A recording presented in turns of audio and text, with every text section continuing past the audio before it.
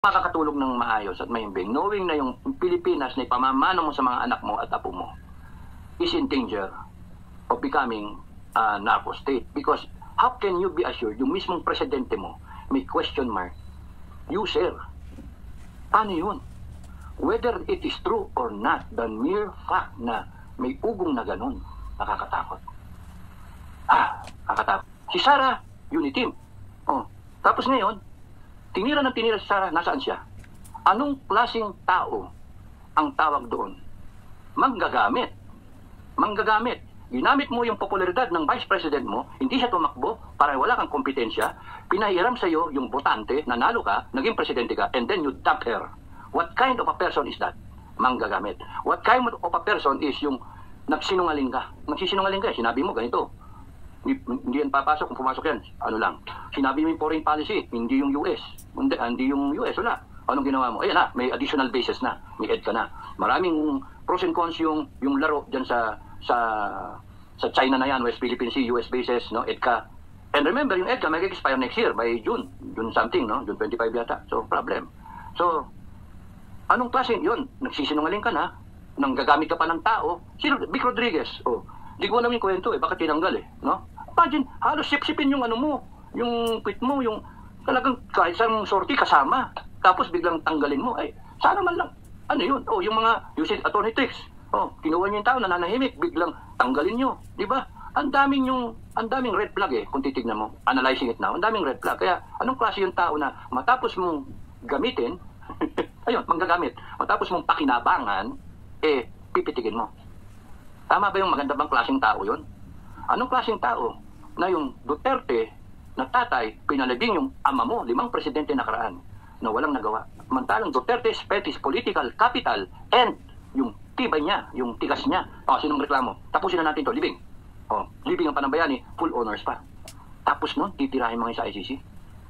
Wala kang utang na loob. So, lumalabas, itong presidente ko, ninyo pala, ninyo, tapos na ako yung presidente ninyo, walang kwentang tao. Tatakbo ka, papaubaya mo sa ibang tao yung pagiging presidente. So, kawawang Pilipinas. Iba nagpapatakbo, ang binoto ninyo, si Bongbong, tapos nun, ang nagpapamalakad, First Lady, tsaka si Tambalolong. Paano yun? Tapos, nagdodroga? Question mark. Malalagay tayo sa langanin. Paano kung ganyan, biglang may namatay, biglang may earthquake? Nasaan yung presidente? Naka-attend ng party. Pag may enkwento sa nasaan ang presidente? Paano kunyaring may West Philippines nagkaroon ng bakbakan? Nasaan ang presidente? Hindi pwede. Hindi pwede nating ialay yung pasensya, yung konting tiwala, at may nagagawa naman. Yung ganun ba? Pagkaawaan natin, bigyan natin ng second chance. Pwede natin sigurong bigyan ng second chance kung mababa yung pwesto. Pwede pa Kongreso, pwede pa Senate, second chance. Pero yung presidente ka ng Pilipinas, Supreme Commander ka. Hindi ka pwedeng gaganon-ganon. Kaya nga, mas mabigat yung responsibilidad ng presidente, kaya dapat mas mabigat ang expectation ng tao, mas mahigpit tayo. Kasi yung future ng bansa at ng buong katauhan ng Pilipino, nakadepende sa isang tao na yan. Diba? Nakadepende sa kanya. Kahit may busy siya, spare tayo yung busy. Yun yung sistema natin. That's why, ngayon, lumulubog yung barko mo, nasaan yung kapitan? Pinagtatalunan niya namin ng misis ko Kaya nagkukwentuhan kami. Lumulubog yung barko kasi andun tayo lahat, no? Substandard, may pinatche doon na butas. Sabi ni Sas, nandun di sa barko si Sas, paano hindi magkakaloko-loko yan? Kinurakot yung pera. Yun nasabi ng ni Sas, kinurakot yung pera, ganyan niloloko lang tayo. Sabi naman ni Marlica, nandun di sa barko, nasaan yung kapitan? Nandun, sumisimot. Binibidyoan niya. Ay, naku, Pilipinas. Tapos nandiyan natin vlogger. So, paano? Nasaan ang Pangulo? Ako, ang tanong ko, nasaan yung pangalawang Pangulo? Step up, save the country. Save the boat. And we will support you. Madam President, ano ang pwede mong gawin? Ano ang kailangan namin gawin? Suporta kami sa iyo. You want to declare a revolutionary government? That's your call. You're the President now. You want to abolish Senate? That's your call. You are the President now, as far as I'm concerned. But if other Pinoy survivors in this channel and other people from all walks of life, all Filipinos, Luzon, Visayas, Mindanao, global Pinoys, OFW, follow suit and then inangkin nila yung sinasabi ko na we have lost our trust and confidence and we are tawag dito, announcing our yung withdrawal of support dun sa kay BBM, then you automatically become the president since it's stated in the Constitution. Now, yung mga wise guys dyan, mga lawyer, mga iba dyan, dilawan, lawyer, mga expert, sasabihin sa inyo, that's illegal, stupid.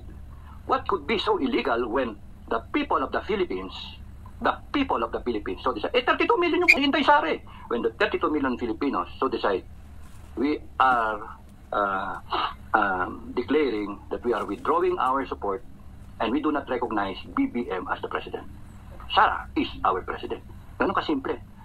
May nakalagay sa konstitusyon na kailangan ano lang siya, impeachment. Marunong pa kayo sa taong bayan. Sinabi na nga ng tao eh. Sabi ko na nga yung logic eh.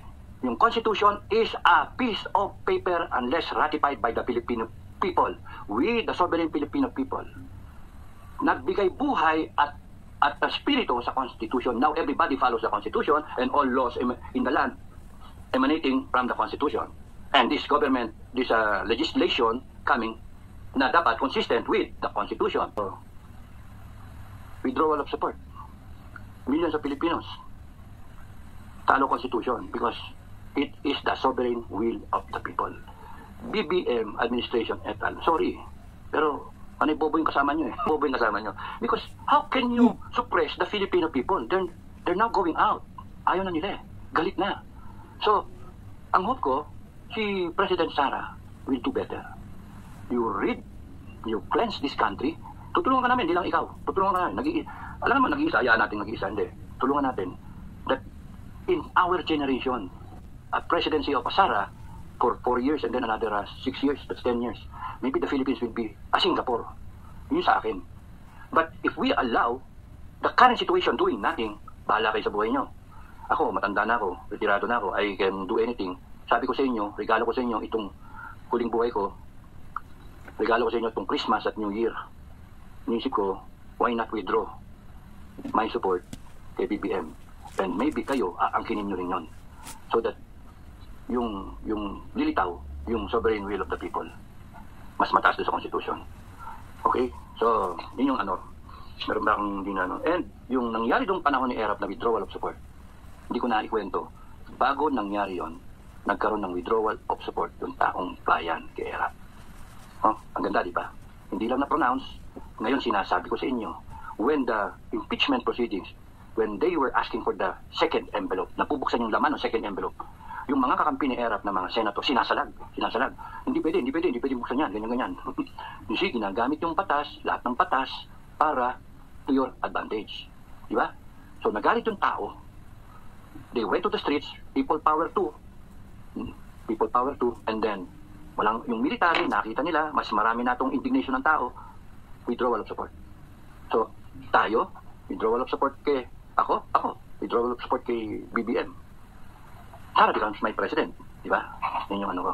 Okay, yung sa manifesto, may sabihin nyo lang, doon sa comment section, sa dito, pagka pinost ko to, kung ano kayo magsasign. The manifesto is a withdrawal of support.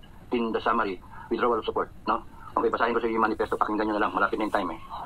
Then you indicate your name if you want to, para pagka pinread out ko to, kasama na yung pangalan nyo as one of the. Huwag yung bibigay yung signature nyo mismo. Sabihin nyo lang, I sign, tapos pangalan nyo, and kung OFW, probinsya nyo, country o kaya, kung retired kayo military man, sabihin nyo lang na ano kayo, kung ano ranko nyo, tsaka, hindi naman na kailangan ranko, sabihin nyo lang na kung army o whatever. But kung ano gusto nyo ilagay, at ano yung profession nyo.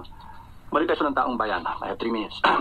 Para sagipin ang inang bayan, I still have to look kung kailangan patong yan, i-correct, When the government, I just want you to know, na yung yung laman niya. When the government we installed takes a path of oppression, suppression of truth, justice, our basic rights, our freedom of expression. When the government cultivates a culture of corruption, deception, coercion, and colludes with the enemies of the state. When government officials use existing laws to protect themselves from prosecution or to sow fear, takot tayo, amongst our citizens. Kakasuhan na nga rin yung mga vlogger daw eh. When the government puts in peril our democratic processes and the future of our country, we, the Filipino people, voice out in the loudest terms our grievances, point out the wrongs we see, seek transparency and accountability in the disbursement and liquidation of government funds, demand justice for the oppressed, and we strongly demand better governance. And when our demands fall into deaf ears, are met with arrogance and abuse of power, when we develop the feeling of hopelessness, wala ng pag-asa tayo, betrayal of public officials, tinatarantado tayo, and the uncertainty of our future, delikado tayo, nadodroga yung presidente, question mark, at magpapayama silang lahat. We seek redress by exercising our sovereign will. That we, the Filipino people, effective immediately withdraw support for the President Ferdinand E. Marcos Jr. for betrayal of public trust.